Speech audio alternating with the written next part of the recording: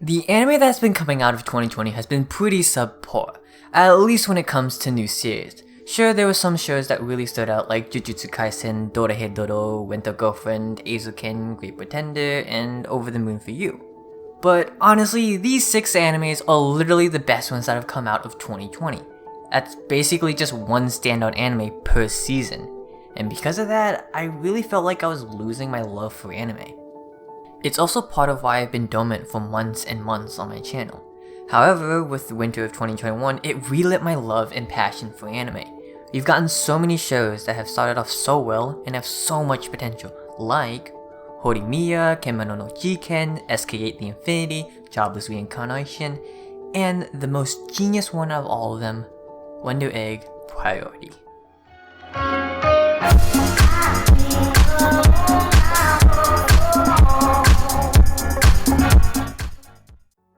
Now, for anyone who hasn't seen this anime yet, please go watch it. It's something I think everyone should be watching this season, and you need to experience this beauty of an anime with me.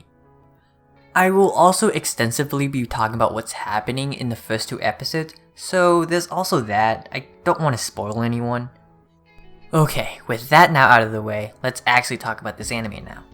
This anime kinda came out of nowhere for everyone, and the reaction to it was really mixed.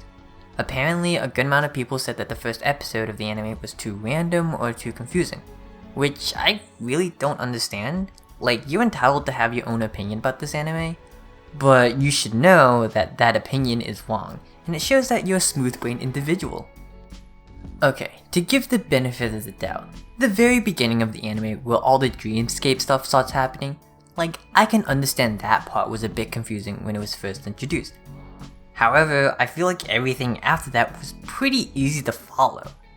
Cause Wonder Egg Priority was so genius in executing the themings and the backstory of our main character Ai, by having all these great imagery and symbolism and just the subtle behavior of Ai throughout the entirety of the second half of the anime. Whenever this is done in an anime, it proves that the creators are passionate in creating a beautiful experience, and that's something I can really appreciate from this anime. Even from the first few minutes of this anime, you can tell that this is a passion project from Cloverworks. It is such an amazing soundtrack from Mito and Day Mouse, these great character designs. I mean, seriously, I love the way Ai looks. It introduced an interesting concept, and the art and animation, it's so good. Legitimately, when I was first watching this, it felt like I was watching an anime movie. Now, going back to the main topic of this video, I said that Wonder Egg Priority is genius because of the way they executed their themings and even the backstory for Ai. So let's break it down.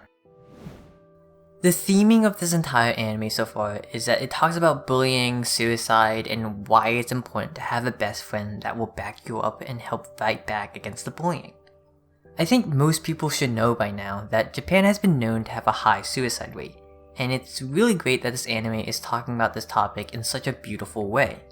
So one of the best things that this anime did to represent bullying is that the actions, the insults, the other people just laughing, and all the other things a bully would do to the victim were personified as these little evil puppet things. But the interesting thing is that they won't attack Ai or even chase after her because they only target the person that comes from the egg. This representation of being a bystander to bullying is quite accurate.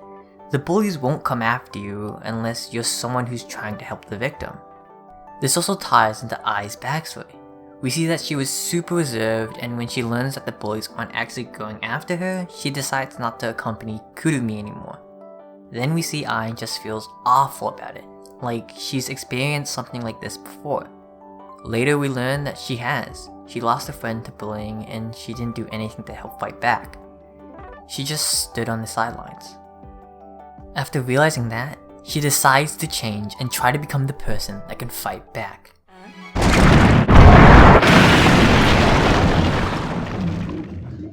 From just one episode, we learn so much on what this anime is going to be about, and that's only possible because the director Wakabayashi Shin knew how to use the concepts of imagery, symbolism, and subtle behaviors to show, not tell. But there's also these details that add in the extra 10%. With episode 2, the bullying is in the form of power harassment, and when I try to defeat the bully the same way she did for episode 1, it doesn't work. You could say that the bully is just stronger and that's why it's not working as well. However, for me, I viewed this as there is no one answer to bullying. Every case of bullying is different and they all have different answers. You need to use past experiences and also learn as much as possible about the victim to try to find the correct answer to this bullying. So when I add in Minami's baton ribbon to her arsenal of weapons, she becomes much more effective in defeating the bullying. Now, the final thing I want to talk about is the dreamscape world as a whole. As I was talking to one of my friends about this anime, he described it to me in such an interesting way. He said that this anime kind of reminded him of Satoshi Kon's work. And the moment I heard that, I couldn't unsee it. Cause he is so right. The line between reality and dreaming is so blurred in this anime, and that caused me to form all these questions and theories. One of these theories I have is that when she leaves the house with the egg, the moment she closes the door, she's transported into this dreamscape world, because we do see her wake up and get dressed before she leaves. The other theory I have is that because she had the egg with her when she fell asleep, that caused her to go to the dreamscape world, and everything is just like a lucid dream to her. Because in episode 1, right after she defeats the bully, the anime just cuts to her waking up in the morning. Not only that, but it wasn't until she started eating breakfast for the damage from the dreamscape world to transfer to reality. So if she actually woke up to leave the house to be transported to the dreamscape world, then wouldn't the damage she received be transferred to her when she went back to sleep? Maybe I'm looking too far into this, or maybe this is what the creators want the audience to do. Because in episode 2, they didn't even show Ai going into the dreamscape world again, they just cut to her being there. So even if I'm looking too far into it, I'm sure there are other people watching this anime doing the same thing, and the fact that Cloverworks was able to create something that could get this type of reaction out of fans, that is exactly why I think this anime is genius.